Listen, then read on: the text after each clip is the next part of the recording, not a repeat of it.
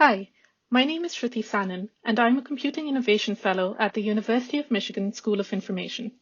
In this talk, I'm going to tell you about how issues of privacy, surveillance, and power play out in a range of gig economy platforms, based on research conducted with my co-authors Billie and Dan Cosley.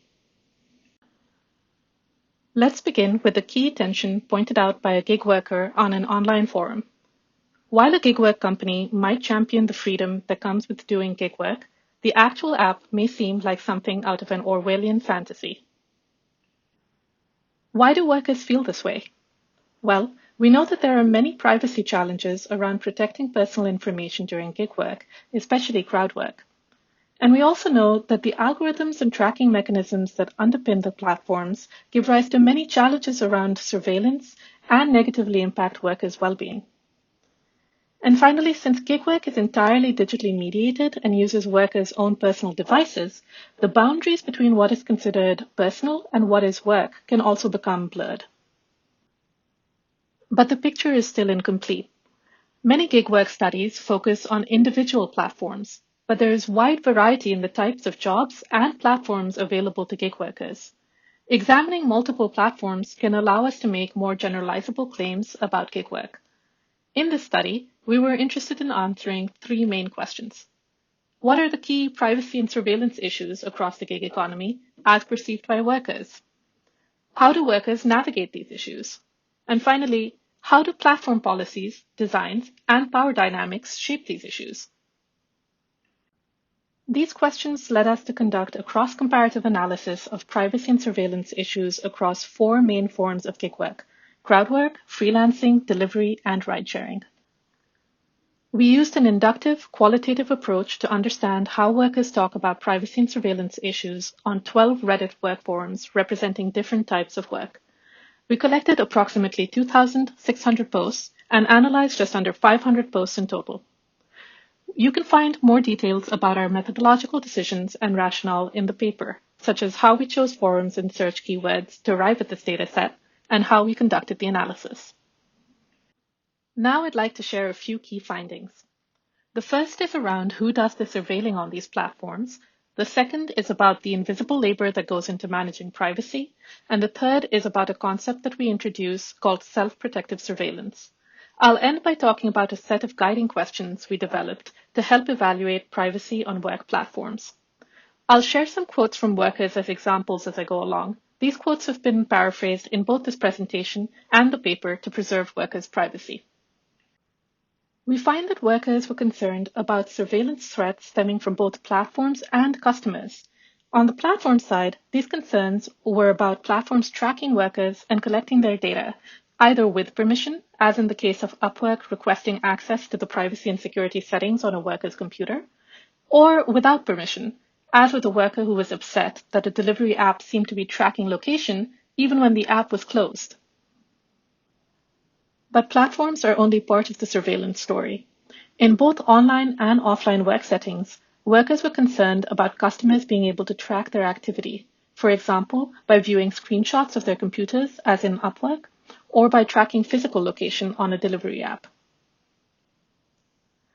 Workers had many strategies to manage these risks.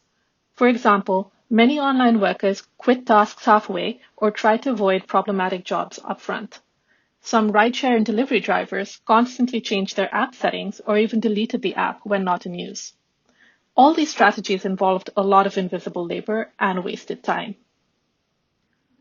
We were especially interested to find that workers used surveillance strategies to protect themselves from other types of risks as well. To protect from economic risks, workers recorded their activity to resolve disputes with customers and provide evidence of the work they had done. Online, this often involved taking extensive screenshots and notes, and offline, workers often used dashcams. In ride-sharing and delivery, where work takes place offline, workers also use surveillance strategies to protect their physical safety, especially by sharing location with family using their own tracking apps or by using dashcams. We use the term self-protective surveillance to describe the set of surveillance practices workers use to protect themselves against work-related risks. These practices include several behaviors identified in prior work: countering top-down surveillance through surveillance, tracking one's own personal data through self-surveillance, and collective surveillance. Based on these key findings, we developed a set of guiding questions for evaluating worker privacy in gig work platforms. The questions are organized around four main themes: communication, necessity, accountability, and autonomy. Our questions overlap with other sets of privacy design guidelines, but are grounded in stories and design examples specific to gig work, and are meant to help workers, designers, researchers, and regulators assess the privacy and surveillance implications of various work platforms. Let's look at a specific example to see a few of these questions at work. The Upwork platform tracks freelancers' work by taking a screenshot of their computer every 10 minutes and also logs their activity levels, including their mouse clicks and their keystrokes.